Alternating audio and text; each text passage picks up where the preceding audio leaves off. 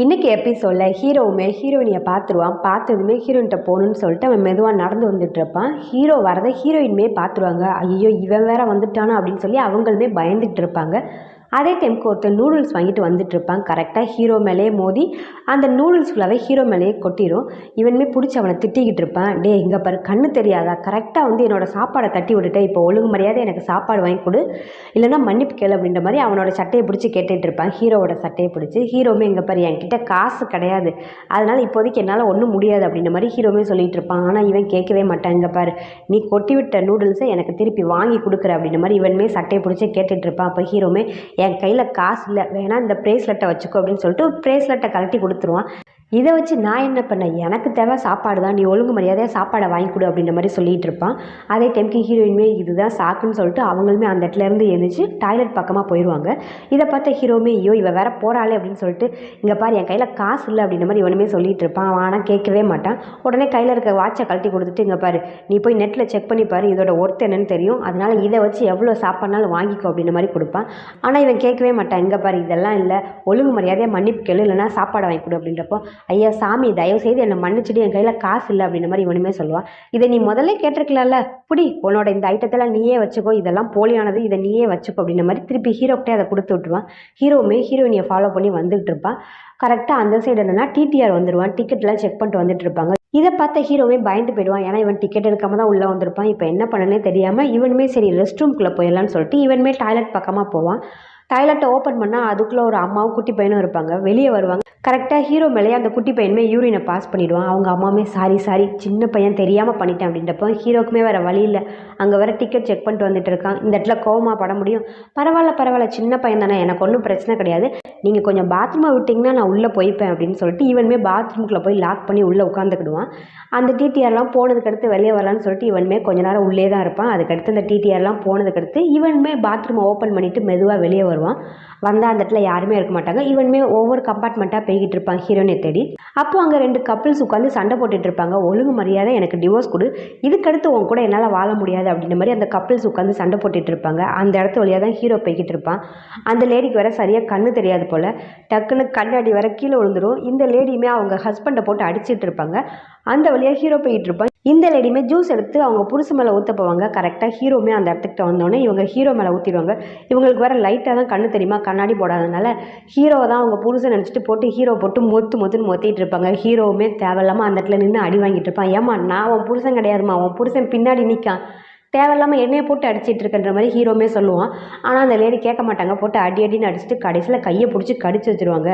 ஹீரோமே பயங்கரமாக கத்திடுவான். கரெக்டாக அந்த டைமுக்கு டிடிஆருமே அந்த இடத்துக்கு வந்துடுவாங்க. இங்கே என்ன பிரச்சனை அப்படின்றப்போ அப்போ ஹீரோவுமே அமைதியாக நின்றுட்டு இருப்பான். அப்போ தான் இந்த லேடியுமே எனக்கு சரியாக கண்ணு தெரியாது, முதல்ல கண்ணாடியை கொடுங்க அப்படின்னு சொல்லிட்டு கண்ணாடியை வாங்கி போடுவாங்க. அதுக்கடுத்து இந்த லேடிக்குமே கொஞ்சம் கண்ணு தெரியும்.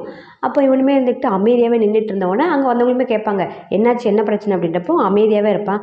என்ன ஊமையா நீ அப்படின்றப்போ ஹீரோவுமே ஊமை மாதிரியே உடனே நடிக்க ஆரம்பிச்சிடும். இதுதான் நல்ல சாக்குன்ட்டு ஆமாம் நான் ஊமை தான் அப்படின்ற மாதிரி சைகையாலே செஞ்சு காமிச்சிட்டு இருப்பான். இதை பார்த்து அந்த லேடியுமே இல்லையே இவன் கொஞ்ச நேரத்துக்கு முன்னாடி நல்லா தான் பேசினேன், உங்ககிட்ட போய் சொல்கிறான், அநேகமாக இவன் டிக்கெட் எடுக்காமல் ட்ரெயினில் ஏறிட்டான்னு நினைக்கிறேன், அதனால தான் போய் சொல்கிறான் அப்படின்னு உடனே ஹீரோக்குமே கோவம் வந்துடும். ஆமாம் எனக்கு நல்லா வாய் பேச தெரியும், நான் ஒன்றும் ஊமை கிடையாது போதுமா அப்படின்ற மாதிரி பேசிடுவான். இதை கேட்டவொன்னே அந்த டிடிஆருமே ஒழுங்கு மரியாதை நீ வா அப்படின்ற மாதிரி சொல்லிட்டு தனியாக ஒரு கம்பார்ட்மெண்ட்டு கூட்டிகிட்டு வந்துடுவாங்க. கூட்டிகிட்டு வந்துட்டு ஒழுங்காக ஒரு டிக்கெட் எடு அப்படின்றப்போ இவனுமே என்கிட்ட டிக்கெட் இல்லை அப்படின்ற மாதிரி சொல்லுவான். சரி அப்போ அமௌண்ட்டை பே பண்ணு, ஃபைன் அமௌண்ட் பே பண்ணு அப்படின்றப்போ என்கிட்ட பர்ஸும் இல்லை, என்கிட்ட காசும் இல்லை, எதுவுமே இல்லை அப்படின்றப்போ சரி உன்னோட ஃபேமிலிக்கு கால் பண்ணி வர சொல்லு அப்படின்றப்போ என்னோட செல்ஃபோனும் இல்லை, எல்லாமே நான் மறந்து என்னோட வீட்டிலே வச்சுட்டு வந்துட்டேன், எதுவுமே இப்போ என் கையில் இல்லை அப்படின்ற மாதிரி ஹீரோவுமே சொல்லுவான். இந்த டிடிஆரால் என்ன பண்ணுனே தெரியாது, என்ன தான் பண்ணுறது, இவ்வளோ சின்ன வயசில் இப்படி இல்லாமல் பண்ணிக்கிட்டு இருப்பேன் அப்படின்ற மாதிரி கேட்டுக்கிட்டு இருப்பாங்க.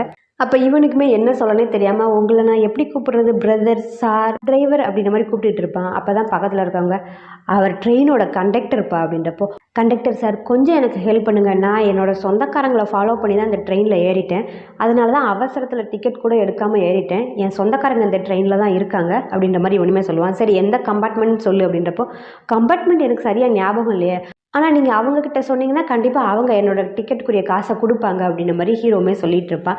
அப்போ அவங்க உங்களுக்கு என்ன வேணும் அப்படின்றப்போ என்னோட பேத்தி தான் அப்படின்ற மாதிரி ஹீரோவுமே சொல்லுவான். இதெல்லாம் பார்க்குற அவங்களுக்கு சிரிப்பாக இருக்கும். என்னது உன்னோட பேத்தியா, இவ்வளோ சின்ன வயசாக இருக்க, உனக்கு பேத்தி வேற இருக்கு அப்படின்றப்போ, ஐயோ சார் நான் சின்ன வயசு தான், எனக்கு இன்னும் கல்யாணம் ஆகலை, ஆனால் என் சொந்தக்காரங்க முறைப்படி அந்த பொண்ணு எனக்கு பேத்தி தான் வரும், நான் அவங்களோட அம்மாவுக்கு அங்கிள், அதனால் அந்த பொண்ணு எனக்கு பேத்தி தானே வரணும், அதனால் அது என்னோட பேத்தி தான், அந்த பொண்ணை ஃபாலோ பண்ணி தான் வந்தேன், அதனால தான் என்னால் டிக்கெட் எடுக்க முடியல, நீங்கள் அந்த பொண்ணுகிட்ட கேட்டிங்கன்னா என்னோட டிக்கெட்டுக்குரிய காசு அந்த பொண்ணே கொடுத்துருவா அப்படின்ற மாதிரி இவனுமே சொல்லுவான்.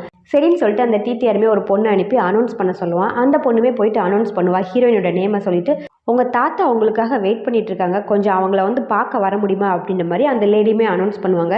இதை கேட்டுட்டு செகண்ட் ஹீரோக்குமே டவுட்டாகவே இருக்கும். என்னது உன்னோட பேரை சொல்கிறாங்க, உன்னோட தாத்தா வேற சொல்கிறாங்க அப்படின்றப்ப அப்போ ஹீரோயின்மே சொல்லுவாங்க, இல்லை அது வேற யாராவது இருக்கலாம், என்னோட பேரில் நான் மட்டும்தான் இருக்குன்னா என்ன, வேற யாராவது ஒருத்தரங்களா இருக்கலாம் அப்படின்ற மாதிரி இவளுமே சொல்லுவா. அப்போ ஹீரோனோட தம்பியுமே சொல்லுவான், என்னோட தாத்தா இறந்து போய் ரொம்ப வருஷம் ஆகுது, எங்களுக்கு தாத்தாலாம் கிடையாது அப்படின்ற மாதிரி அவனுமே சொல்லுவான். இங்கே ஹீரோயினுக்குமே என்ன பண்ணனே தெரியாது, இவன் வேற இந்த மாதிரி பண்ணிட்டு இருக்கானே அப்படின்ற மாதிரி ஹீரோயினுமே யோசிச்சுட்டு இருப்பாங்க.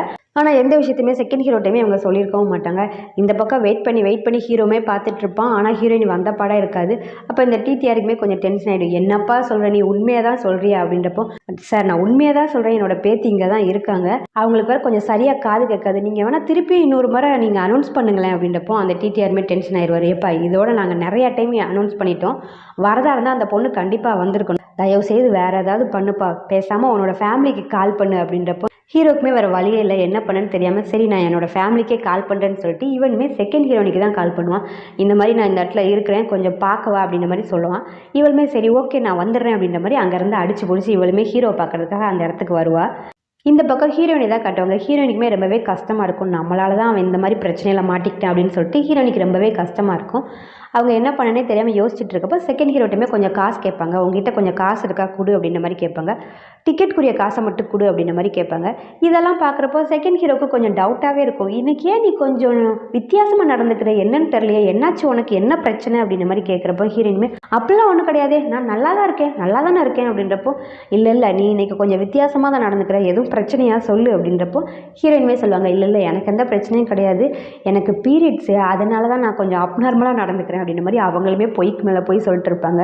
சரி எனக்கு கொஞ்சம் வயிறு வலிக்கிற மாதிரி இருக்குது, நான் டாய்லெட் போயிட்டு வந்துடுறேன் அப்படின்ற மாதிரி சொல்லிட்டு அந்த இடத்துல இருந்து வந்துடுவாங்க. இந்த பக்கம் வந்துட்டு ஹீரோ பார்க்கறதுக்காக தான் வருவாங்க. அந்த இடத்துல வந்து பார்த்தா ஹீரோ இருக்கவே மாட்டான். இவங்களுமே வந்து டிடிஆர்ட்ட கேட்டுட்டு இருப்பாங்க ஹீரோ பற்றி. அப்போ அந்த டிடிஆருமே சொல்லுவாங்க, நாங்கள் போன ஸ்டேஷன்லேயே அந்த பையனை இறக்கி விட்டுட்டோம், நீங்கள் தான் அவங்களோட ரிலேட்டிவ் அப்படின்றப்போ, ஆமாம் நான் தான் அந்த ரிலேட்டிவ் அப்படின்ற மாதிரி ஹீரோயின்மே சொல்லுவாங்க. அவங்கள நாங்கள் போன ஸ்டேஷன்லேயே இறக்கி விட்டுட்டோம், அவங்க ஃபேமிலியை வர சொல்லிட்டோம், அதனால் அவங்க வந்து கூட்டிகிட்டு போயிட்டாங்க அப்படின்னோடனே ஹீரோயின்மே சரி ஓகே அப்படின்னு சொல்லிட்டு அங்கேருந்து அவங்களுமே வந்துடுவாங்க. அடுத்த ஸ்டேஷன்லேயே ஹீரோயினி செகண்ட் ஹீரோ எல்லாருமே இறங்கிடுவாங்க. அவங்க அங்கே இறங்கிட்டு அங்கேருந்து அவங்க ஸ்டே பண்ண போகிற ஹோட்டலுக்கு தான் வருவாங்க. அங்கே வந்து பார்த்தா அந்த ஹோட்டல் ரொம்ப பெரிய ஹோட்டலாக இருக்கும். வெளியே நின்று எல்லாருமே பார்த்து பேசிகிட்டு இருப்பாங்க. அப்போ அவனோட கசின்மே சொல்லுவான், இது இவ்வளோ பெரிய ஹோட்டலாக இருக்குது, கண்டிப்பாக இதுக்கு காசு கொடுக்குறதுக்குலாம் என் கையில் காசு கிடையாது, அதனால் என்னாலலாம் இங்கே ஸ்டே பண்ண முடியாது, நான் வேறு இடத்துல ஸ்டே பண்ணிக்கிறேன் அப்படின்ற மாதிரி அவனுமே சொல்லுவான். அப்போ ஹீரோயினுமே ஒன்றும் பிரச்சனை கிடையாது, நானே எல்லாமே பார்த்துக்கிறேன், நீ இங்கேயே ஸ்டே பண்ணு அப்படின்ற மாதிரி ஹீரோயினுமே சொல்லுவாங்க.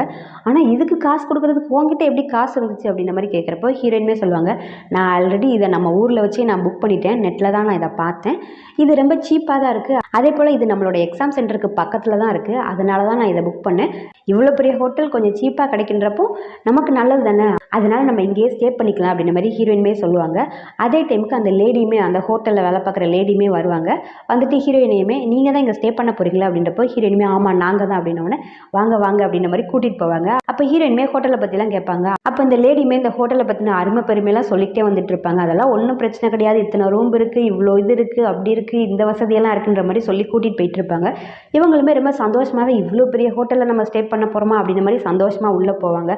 டோரை ஓப்பன் பண்ணோன்னே தான் தெரியும் அது பயங்கரமான குப்பையாக இருக்கும். அந்த ரூம்பே பயங்கர குப்பையாக இருக்கும். என்னடா ரூம்பே இவ்வளோ குப்பையாக, பார்க்க கன்றாவியாக பயமாக இருக்கே அப்படின்ற மாதிரி எல்லாருமே பயந்துக்கிட்டே உள்ளே வருவாங்க. அந்த லேடியுமே பயமுறுத்துற மாதிரி வாங்க வாங்க அப்படின்ற மாதிரி உள்ளே கூட்டிகிட்டு போயிட்டு இருப்பாங்க. இவங்களுக்குமே உள்ளே போய் பார்த்தா ரொம்ப பயமாக இருக்கும்.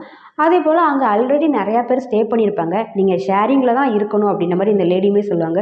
இதை கேட்டுட்டு பயங்கர ஷாக்கிங்காக இருக்கும். என்னது ஷேரிங்லையா, அதுவும் நாங்களா, எங்களாலாம் ஷேரிங்கில் இருக்க முடியாது அப்படின்ற மாதிரி அந்த கசின்மே சொல்லிட்டு இருப்பான். அங்கே ஒவ்வொருத்தரும் ஒவ்வொரு விதமாக இருப்பாங்க. இதெல்லாம் பார்க்குறப்போ கொஞ்சம் பயமாகவே இருக்கும். அப்போ செகண்ட் ஹீரோமே சொல்லுவான், பேசாமல் நம்ம இங்கே ஸ்டே பண்ண வேண்டாமே அப்படின்ற மாதிரி அவனுமே சொல்லுவான். அப்போ அந்த லேடிமே சொல்லுவாங்க, "எங்கே பாருங்கள், இங்கே நீங்கள் ஸ்டே பண்ணாலும் ஓகே, எனக்கு ஸ்டே பண்ணாமல் போனாலும் எனக்கு எந்த பிரச்சனையுமே கிடையாது. ஆனால் நீங்கள் கொடுத்த அட்வான்ஸ் அமௌண்ட்டை என்னாலலாம் திருப்பி கொடுக்க முடியாது. தங்கன்னா தங்குங்க, இல்லைனா கிளம்பி போயிட்டே இருங்க, முதல்ல இங்கேருந்து கிளம்புங்க. நான் உங்களை ஒன்றும் கட்டாயப்படுத்தலை, கிளம்புங்க கிளம்புங்க" அப்படின்ற மாதிரி இந்த லேடியுமே சொல்லிட்டு இருப்பா. ஆனால் ஹீரோயின்மே, இல்லை இல்லை ஒன்றும் பிரச்சனை கிடையாது, நாங்கள் இங்கேயே தங்கிக்கிறோம் அப்படின்ற மாதிரி சொல்லிடுவா. உடனே அந்த லேடியுமே கீயை கொடுத்துட்டு அங்கேருந்து போயிடுவாங்க. ஆனால் செகண்ட் ஹீரோ மற்ற யாருக்குமே இங்கே தங்குறதுக்கு பிடிக்காது. அப்போ செகண்ட் ஹீரோமே சொல்லுவான், நான் வேணா ஹோட்டலுக்கான செலவெல்லாம் பார்த்துக்கிறேன், நம்ம வேறு ஏதாவது ஒரு இடத்துல போய் தங்கலாமா அப்படின்றப்போ ஹீரோயின்மே, ஆல்ரெடி நான் இதுக்கு அமௌண்ட் பே பண்ணிட்டேன், அவங்க அமௌண்ட்டை திருப்பியும் கொடுக்க மாட்டாங்க, நம்ம காசை வேஸ்ட் பண்ண வேண்டாமே, அதனால் இங்கே கொஞ்ச நாள் தானே, நம்ம அட்ஜஸ்ட் பண்ணி நம்ம தங்கிக்கலாம், எக்ஸாம் எழுதணும்னா நம்ம கிளம்ப தானே போகிறோம், அதனால் நம்ம அட்ஜஸ்ட் பண்ணிக்கலாமே அப்படின்றப்போ செகண்ட் ஹீரோவுமே சரி ஓகே நீ சொன்னால் நான் கேட்குறேன் அப்படின்ற மாதிரி அவனுமே ஓகே சொல்லிடுவான். அதனால் வேறு வழி இல்லாமல் எல்லாருமே அங்கே தான் ஸ்டே பண்ணுவாங்க. ஹீரோயினுமே அவளோட ரூமுக்கு தான் வருவாள்.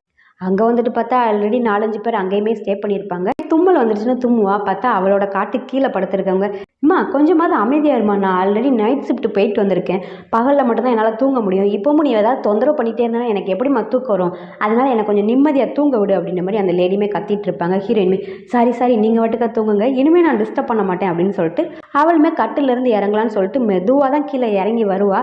பார்த்தா டம்முன்னு கீழே இறங்கும்போது குதிச்சிடுவா. அந்த சத்தத்தை கேட்டு திருப்பியுமே அந்த லேடி எழுந்திரிச்சிடுவாங்க.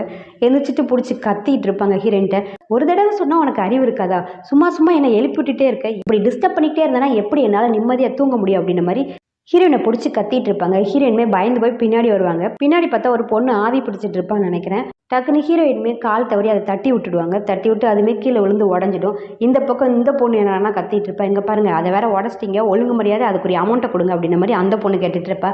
ஹீரோயினுக்குமே வேறு வழி இல்லாமல் சரின்னு சொல்லிட்டு அதுக்கான காசையுமே கொடுத்துட்டு இங்கே ரெஸ்ட் ரூமுக்கு தான் வருவாள். இங்கே ரெஸ்ட் ரூமுக்கு வந்துட்டு உடனே பாத்ரூமை ஓப்பன் பண்ணுவா. பார்த்தா பக்கத்தில் இருக்க, என்ன மேடம் வந்தவொடனே உள்ளே போகிறீங்க, இங்கே க்யூ நிற்குது பார்த்தீங்களா அப்படின்றப்போ ஹீரோயினி அப்போ தான் பார்ப்பாங்க அங்கே ஒரு பெரிய க்யூவே நிற்கும். சாரி தெரியாமல் வந்துட்டேன் அப்படின்ற மாதிரி சொல்லிட்டு ஹீரோயினுமே போயிட்டு க்யூவில் நின்றுட்டு இருப்பாங்க.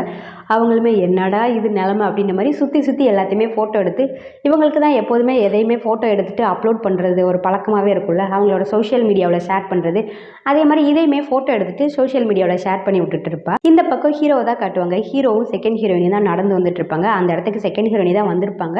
செகண்ட் ஹீரோயினி தான் ஹீரோவை கூட்டிகிட்டு வந்துட்டு இருப்பாங்க. பாரு மேலெல்லாம் எப்படி இருக்குன்னு பாரு, ஃபுல்லாக சாப்பாடு அது இதுன்னு கொட்டி எப்படி தான் வச்சிருக்கவா, ஃபஸ்ட்டு போய் உனக்கு ஏதாவது ஒரு ட்ரெஸ் எடுக்கணும் அப்படின்ற மாதிரி சொல்லிட்டு இருப்பா. அப்போ ஹீரோமே ஃபஸ்ட்டு எனக்கு ஃபோனை கொடு அப்படின்றப்போ, இந்தா நான் உன்னோட ஃபோனையே எடுத்துகிட்டு வந்திருக்கேன் அப்படின்ற மாதிரி இவனோட ஃபோனே கொடுப்பா. இவனுமே ஃபோனை வாங்கின உடனே ஹீரோயின் எங்கே இருக்கான்னு கண்டுபிடிக்கணும்னு அவளோட சோஷியல் மீடியா பக்கத்தில் தான் போய் பார்ப்பா. கரெக்டாக அதே மாதிரி ஹீரோயின்மே அவள் இருக்கிற இடத்த ஷேர் பண்ணியிருப்பாள். அதை பார்த்தோன்னே, ஓ நீ இங்கே தான் இருக்கியா, இந்த உடனே வரேன் அப்படின்ற மாதிரி சொல்லிட்டு ஹீரோவுமே ரொம்ப சந்தோஷமாக அங்கேருந்து போவான். இந்த பக்கம் செகண்ட் ஹீரோவை தான் காட்டுவாங்க. செகண்ட் ஹீரோவும் கசினும் உட்காந்து சாப்பிட்டுட்டு இருப்பாங்க. ஆப்போசிட்டில் இருக்கிறவன் என்னடானா எச்சில் ஊறிக்கிட்டே இருக்கும். ரொம்ப நாள் சாப்பிடாம பசியில் இருப்பான் போல். இவங்க சாப்பிட்றத பார்த்துட்டு அவன் வாட்டுக்கு அவன் எச்சி ஊறிக்கிட்டே இருப்பான். இதெல்லாம் பார்க்குற கசினுமே, பாறேன் பக்கத்தில் இருக்கவனுக்கு ரொம்ப பசிக்குதுன்னு நினைக்கிறேன், ரொம்ப கஷ்டப்படுற பையன் போலே அப்படின்ற மாதிரி பேசிக்கிட்டே இவங்க சாப்பிட்டுட்டு இருப்பாங்க. இதை பார்க்குற செகண்ட் ஹீரோவுக்குமே கொஞ்சம் பாவமாக இருக்கும். அதனால் அவனுமே போயிட்டு, நான் வேணா உனக்கு சாப்பாடு வாங்கி தரேன், எவ்வளோ நாள் நீ சாப்பிடாமல் இருக்க அப்படின்ற மாதிரி கேட்பான். அதை கேட்டவனே இவன் டக்குன்னு செகண்ட் ஹீரோவோட சாப்பாடு எடுத்தே சாப்பிட ஆரம்பிச்சிடுவான். அப்போ அவனுமே சொல்லுவான், நான் வேணா உனக்கு புதுசாக ஒன்று வாங்கி தரேனே அப்படின்றப்போ, இல்லை பரவாயில்ல நான் இதையே சாப்பிட்டுக்கிறேன் அப்படின்ற மாதிரி சொல்லிகிட்டு இருப்பான். என்ன வேலை பார்க்குற, என்ன பண்ணுற அப்படின்ற மாதிரி எல்லா விஷயத்தையுமே செகண்ட் ஹீரோவுமே கேட்டுகிட்டு இருப்பான். அவனுமே அவனோட நிலைமை எல்லாமே எடுத்து சொல்லிக்கிட்டு இருப்பான் எங்கள் செகண்ட் ஹீரோக்கிட்டமே. அங்கே கட் பண்ண இங்கே ஹீரோவை தான் காட்டுவாங்க. ஹீரோவும் செகண்ட் ஹீரோனையும் சேர்ந்து இவனுக்கு ஏதாவது ட்ரெஸ் எடுக்கலான்னு சொல்லிட்டு வந்திருப்பாங்க. அப்போ அந்த இடத்துல ஒரு கடையில் ஒரு ட்ரெஸ் இருக்கும். அதை பார்த்தோன்னே ஹீரோக்கு ரொம்பவே பிடிச்சி போயிடும். உடனே செகண்ட் ஹீரோயின்கிட்ட உன்னோட கார்டை கொடு அப்படின்ற மாதிரி சொல்லிட்டு அவளோட கார்டில் தான் எல்லாமே வாங்கிட்டு இருப்பான். அந்த ட்ரெஸ்ஸுமே வாங்கி போட்டுட்டு உடனே ஹீரோயினை பார்க்க போகணுன்னு சொல்லி அங்கேருந்து ஹீரோவுமே கிளம்புவான். அதோட அந்த எபிசோட் முடியுது. நெக்ஸ்ட் எபிசோட் நாளைக்கு பார்க்கலாம். பை.